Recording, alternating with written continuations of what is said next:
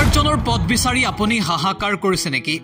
জীৱনত স্বাৱলম্বী হ'বলৈ চেষ্টা কৰিও আপুনি ৰৈ গৈছে নেকি? যদি তেনে হৈছে চাওক এই বিশেষ প্ৰতিবেদন। চাকৰি নকৰাকৈ লাখপতি হ'ব পাৰিব আপুনি। ডিজনীৰ দুজন ব্যক্তিৰ কাহিনী। এই যে ব্যক্তি দুজন দেখিছে, এটা সময়ত তেওঁলোকৰ একোৱেই নাছিল, এতিয়া তেওঁলোক একো একোজন লাখপতি।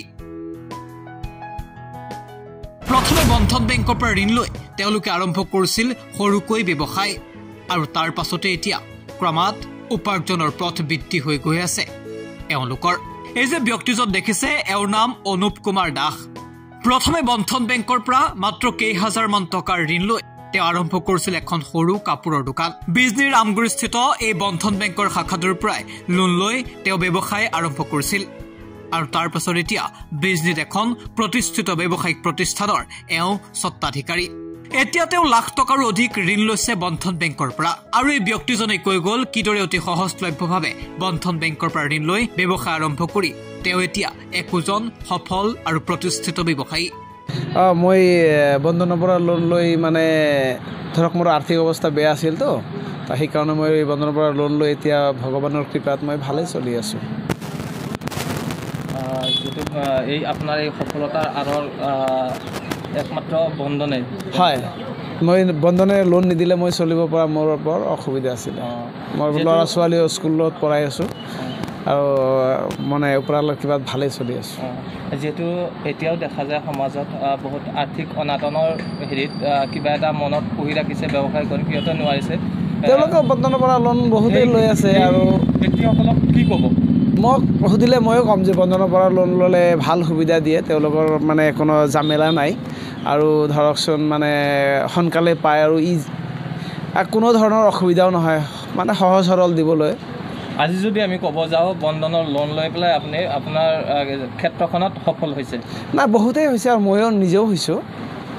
কি নাম আপোনাৰ? মোৰ নাম অনুপ কুমাৰ দাস। আপোনাৰ দোকানৰ ষ্টেপ নাম কি আছিলে? দোকানৰ নাম গোপাল ষ্ট'ৰ।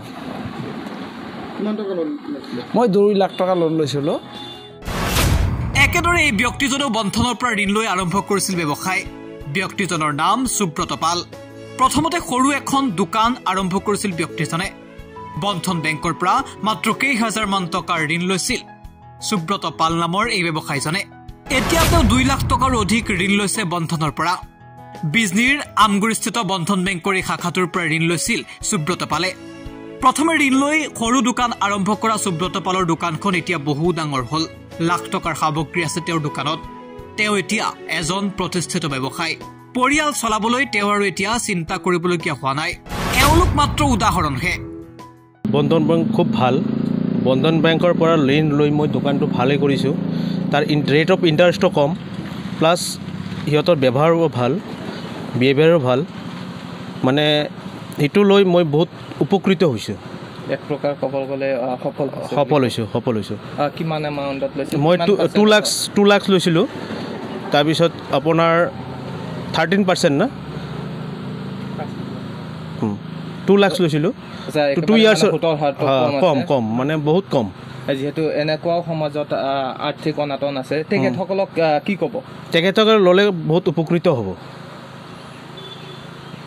আপোনাৰ নাম কি আছিলে? মোৰ নাম সুব্ৰত পাল হয়। আপোনাৰ ব্যৱসায় প্ৰতিষ্ঠানটোৰ নাম কি? মা কালী ষ্ট'ৰ। যিহেতু বন্ধন বেংক আপোনালোকক যিহেতু যথেষ্ট পৰিমাণে সহায় কৰিছে, এই ক্ষেত্ৰত কি ক'ব? বন্ধন বেংক খুব ভাল, মানে যেতিয়া খোজোঁ মানে সিহঁতৰ মোক যিখিনি হেল্প কৰিব লগা হয় হেল্প কৰে। ঠিক আছে, এক প্ৰকাৰ ক'ব গ'লে সফল হৈছে। তেখেতৰ ষ্টাফবিলাকো ভাল। এইদৰে হাজাৰ হাজাৰ লোকৰ মুখত হাঁহি বিৰিঙাইছে বন্ধন বেংকে। কম সুতৰ বিনিময়ত অতি সহজলভ্যভাৱে ঋণ দিয়ে বন্ধন বেংকে। যদি আপুনি জীৱনত হতাশ হৈছে, যদি আপুনি উপাৰ্জনৰ পথ বিচাৰি পোৱা নাই, তেতিয়াহ'লে নিশ্চিতভাৱে আপোনাৰ বাবে সহায়ৰ হাত আগবঢ়াব বন্ধন বেংকে। অতি কম সুতৰ বিনিময়ত ঋণ লৈ আপুনি ব্যৱসায় আৰম্ভ কৰিব পাৰে বন্ধন বেংকৰ পৰা, আৰু নিশ্চিতভাৱে নিজকে এজন প্ৰতিষ্ঠিত ব্যৱসায়ীলৈ আপুনি ৰূপান্তৰ কৰাব পাৰে। টকা নাই বুলি আৰু আপুনি এতিয়া চিন্তা কৰি থাকিবলগীয়া নহয়, কাৰণ হাজাৰ হাজাৰ দৰিদ্ৰ পৰিয়ালৰ মুখত হাঁহি বিৰিঙাবলৈ সক্ষম হৈছে বন্ধন বেংকে। বিজদিৰ পৰা শুভমৰ প্ৰতিবেদন এনি টক্স।